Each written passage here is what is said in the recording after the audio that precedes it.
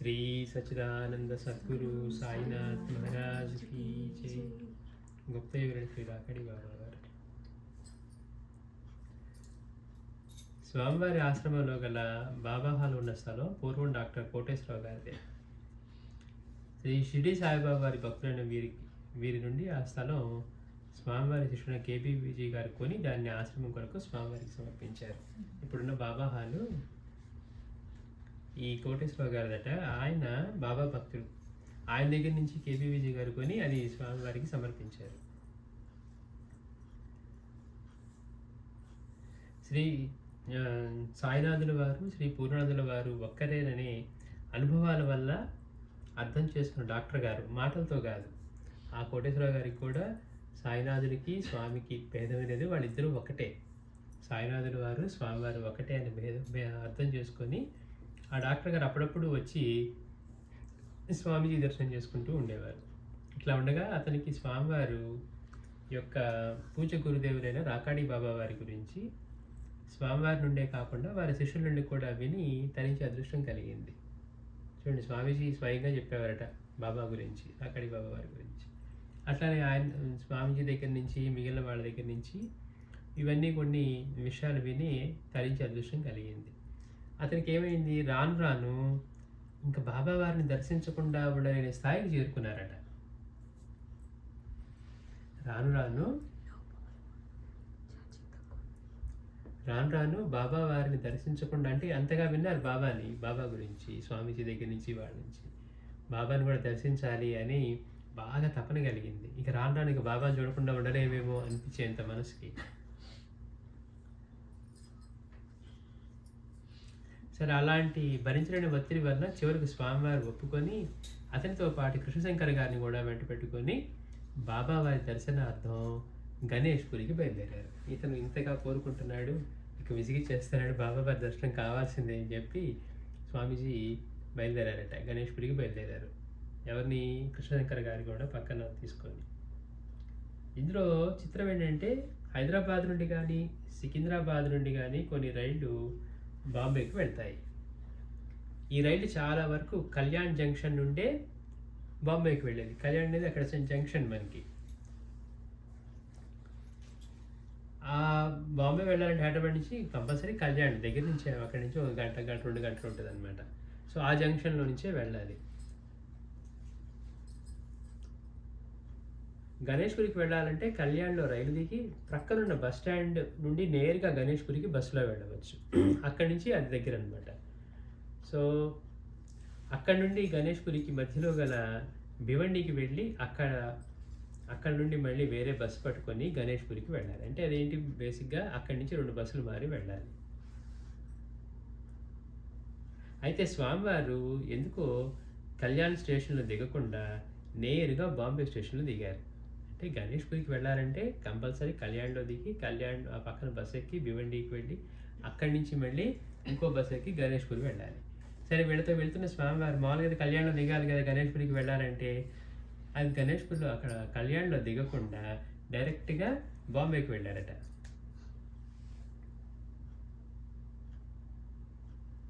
అక్కడి నుండి గణేష్పురి అంటే ఇంకా చాలా దూరం. ఎందుకని, ముందుకు వెళ్ళినట్టు బాంబేకి వెళ్ళటం అంటే అక్కడి నుంచి యాక్చువల్గా చాలా దూరం అవుతుంది.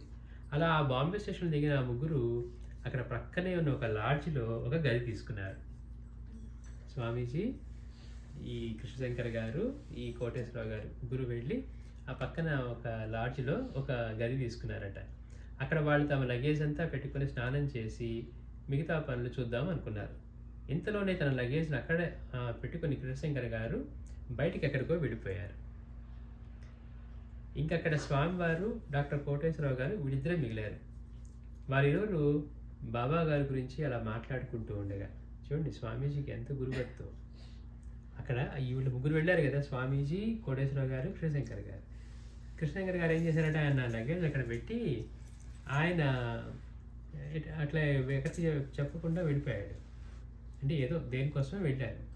ఇక స్వామీజీ అని కోటేశ్వరరావు గారు కూర్చొని బాబా గురించి మాట్లాడుకుంటూ ఉన్నారంట. అలా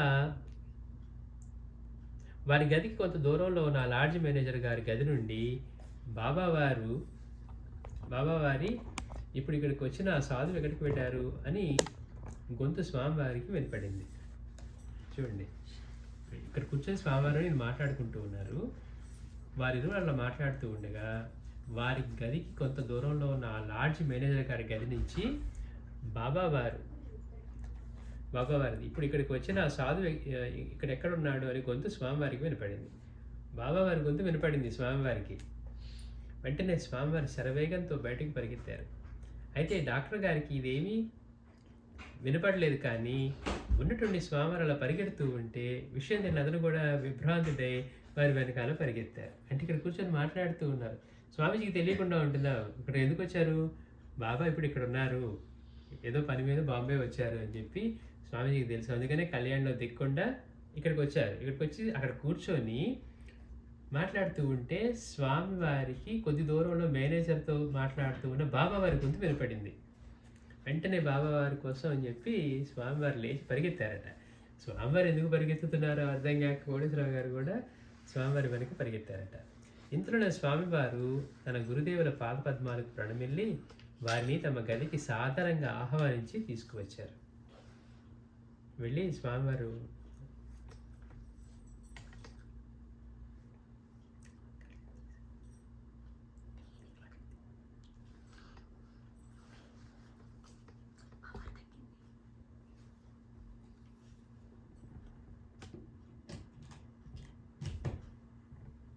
ఇంతలోనే స్వామివారు తన గురుదేవుల పాదపద్మాలకు ప్రణమిల్లి వారిని తమ గదికి సాదరంగా ఆహ్వానించి తీసుకువచ్చారు. బాబావారు అప్పుడు ఏం శివ అంతా క్షేమమేనా అని అడిగారట. వారు మీ కృప వల్ల అంతా క్షేమమే బాబా అని అంటూ డాక్టర్ గారిని వారికి పరిచయం చేశారు. సిగరెట్ అలవాటు గల డాక్టర్ గారికి బాబావారు కూడా సిగరెట్లు వాడుకునేవారని తెలుసు కాబట్టి తమ వద్దనున్న సిగరెట్ ప్యాకెట్ నుంచి ఒక సిగరెట్ బాబావారికి ఇచ్చి తాను కూడా ఒకటి తీసుకొని ఇద్దరు కాలుస్తూ మంచం మీద కూర్చొని కబుర్లు మొదలుపెట్టారు. చూడండి ఎట్లాంటిది, ఇక్కడికి వచ్చేంత వరకేమో బాబాని దర్శించాలి, స్వామీజీ యొక్క గురువు అనుకున్నారు. స్వామీజీ గురించి ఏమనుకున్నారు, స్వామీజీకి సాయినాథుడికి భేదం లేదు అని అనుభవం ద్వారా తెలుసుకున్నాడు. అంటే మరి వారి గురువు ఎంత గొప్పవారు ఉంటారు అంటే వారికి ఒకవేళ బాబాలాగా చిలిం తాగే అలవాటు ఉన్నా లేకపోతే సిగరెట్ కాల్చే అలవాటు ఉన్నా కూడా ఆయనకి సిగరెట్ ఇచ్చి సిగరెట్ కాలుస్తున్నారట. అసలు గురువు అంటే ఎట్లా ఉండాలి ఆయన ముందు? స్వామివారికి గురువు అంటే గురువు ముందు ఎలా ఉండాలి, పరమ గురువు ముందు. అలా కాకుండా ఈయనేం చేశాడు, ఆయనకు సిగరెట్ ఇచ్చి ఈయన కూడా ఒక సిగరెట్ తీసుకొని ఇద్దరు కాలుస్తూ మంచం మీద కూర్చొని కబుర్లు మొదలుపెట్టారు. అంటే అంతటి మహనీయుడి దర్శనం లభించాలని కోరుకొని లభించిన తర్వాత ఏం చేస్తున్నాడు, స్వామివారి దయవల్ల కలిగింది. కానీ అక్కడ మామూలుగా ఆయన బాబావారితో పాటు మంచం మీద కూర్చున్నాడట. మంచం మీద కూర్చొని కబుర్లు మొదలుపెట్టారు. స్వామివారు అయితే ఆ రంగం చూచి అర్థవంతంగా ఒక చిరునవ్వు చిందిస్తూ వినమ్రులై అలా నిలబడి ఉన్నారు. స్వామివారు మాత్రం జరిగేది చూసి వచ్చేంత వరకు బాబా దర్శనం అన్నాడు. మామూలుగా అయితే సాష్టాంగ నమస్కారం పడి బాబాని ఏమో వేడుకోవాలి అది వేడుకోకుండా వారికి ఒక సిగరెట్ ఇచ్చి ఈయన కూడా ఒక సిగరెట్ కాలుస్తూ ఆయనతో పాటు బాబావారితో పాటు మంచం మీద కూర్చొని కబుర్లు మొదలుపెట్టాడట. అంటే ఏదో ఒక వ్యక్తితో మాట్లాడుతున్నట్టుంది కానీ ఒక పరబ్రహ్మ స్వరూపంతో మాట్లాడుతున్నట్లేదు. స్వామివారు అది గమనించి చిన్నగా నవ్వుకున్నారట. అలా కొన్ని నిమిషాలు గడిచిపోయాయి. ఆ తర్వాత బాబావారు నిదానంగా మంచం దిగి తమ శిష్యునితో సరే శివ అని అంటూ ఆ గది నుండి శీఘ్రంగా బయటకు వెళ్ళిపోయారు. ఒక్కసారిగా వేగంగా బయటకు వెళ్ళిపోయారు. వారిరువురు బాబావారిని అనుసరించారు, కానీ చూస్తూ ఉండగానే వారు ఆ క్షణంలో ఆ లాడ్జిలోంచి బయటకు వెళ్ళిపోయారు. తేలిక దొరుకుతారా? అదే సమయానికి బయట తిరగడానికి వెళ్ళిన కృష్ణశంకర్ గారు తిరిగి వచ్చారు. అప్పుడు డాక్టర్ గారు, కృష్ణశంకర్ బాబావారు ఇదిగో ఇప్పుడే బయటకు వెళ్ళారు, నువ్వు చూసావు కదా అని చెప్పగా అతను బయటికి పరిగెత్తి ఆ వీధంతా గాలించాడు. కానీ అప్పటికే వారు చేరవలసిన చోటికి చేరి ఉండవచ్చు. అంటే ఆయన ఒక క్షణంలో అంతర్ధానమైన ఆశ్చర్యం లేదు. అసలు ఆయన దర్శనం ఇవ్వకపోతే అక్కడే ఉన్నా కానీ కనపడరు. ఆయన బయటికి వెళ్ళాడు కదా, నువ్వు చూసావా అని అంటే పరిగెత్తుకుంటూ వెళ్ళాడట, కానీ అప్పటికే ఆయన కనపడలేదు. సరే వారు అలా గదికి తిరిగిరా. కానీ స్వామివారు, కోటేశ్వరరావు ఎప్పటి నుండో తపన పడుతూ ఎంతో కష్టపడి బాబావారిని వెతుక్కుంటూ వచ్చావు, కానీ వారు ఇంతసేపు దర్శనం ఇచ్చి నీతో ఉన్నా కూడా కనీసం వారిని నమస్కరించడానికి కూడా నువ్వు మర్చిపోయావే. చూడండి ఎలాంటి అజ్ఞానం అంటే కనీసం నమస్కారం కూడా పెట్టలేదట. బాబాతో సమంగా ఆయన పైన ఆ మంచం మీద కూర్చొని, మామూలుగా అయితే ఎక్కడ కూర్చోవాలి, బాబావారు ఇట్లా కూర్చుంటే పైన కింద కూర్చోవాలి. అలాంటిది పోయి ఇంకా స్వామివారు ఇప్పుడు చెప్తున్నారు, నువ్వు ఎంతో తపన పడుతూ ఎంతో కష్టపడి బాబావారిని వెతుక్కుంటూ వచ్చావు, కానీ వారు ఇంతసేపు దర్శనమిచ్చి నీతో ఉన్నా కూడా కనీసం వారిని నమస్కరించడానికి కూడా నీవు మర్చిపోయావే అని అడగగా అతను నిద్ర నుండి మీరు ఇచ్చినట్లుగా, అయ్యో అవును కదా, నాకెందుకు అప్పుడు ఆలోచన రాలేదు, ఇంక ఇలాంటి ఒక సువర్ణ అవకాశం నాకు ఈ జన్మలో దొరుకుతుందా అని తనకు చేజారిన తన అదృష్టాన్ని శపిస్తూ ఎంతో బాధపడ్డాడు. అంటే చూడండి ఎంతటి అహంకారం. స్వామీజీ అని బాబాని దర్శించిన వాళ్ళు కొద్దిమందే, మనం ఇప్పుడు చాలాసార్లు చెప్పుకున్నాం. బాబా దయ వల్ల అట్లా దర్శనం స్వామీజీ ఇప్పించినా కూడా ఆయనతో ఎలా ప్రవర్తించాలి, కనీసం ముందు ఒక నమస్కారం చేసి సాష్టాంగ పడాల్సింది పోయి ఏదో ఆయనతో పాటు కూర్చొని కబుర్లు చెప్పాలి మొదలుపెట్టేసరికి 2 నిమిషాల్లో బాబా వారు ఒక్కసారి లేచారట, సరే శివ అన్నారు, అంతే. అట్లా ఒక్క క్షణంలో అంతర్ధానం అయిపోయారు.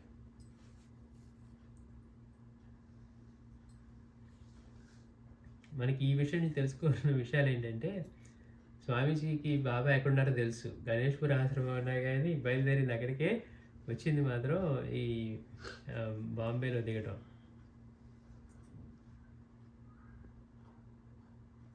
అన్నిటికంటే మనం వారిని వెతికి పట్టుకోలేం, వారు మనల్ని పట్టుకోవాలి తప్ప అని అది రుజువు చేస్తూ ఉంది అని.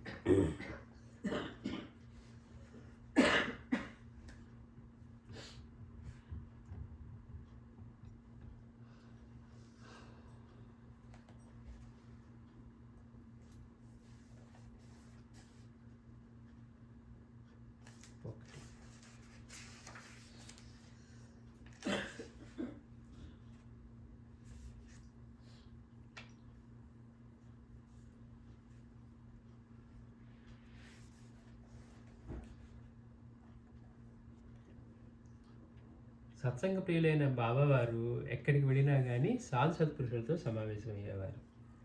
ఇంకో విధంగా చెప్పాలంటే వారు ఎక్కడికి వెళ్ళినా అయస్కాంతం ఇనుమును ఆకర్షించినట్లుగా చుట్టూ ఉన్న ప్రాంతంలోని వారే కాక సుదూర ప్రాంతాల్లో ఉన్న సత్పురుషులు కూడా వారిని కూడా ఆకర్షిస్తూ ఉండేవారు.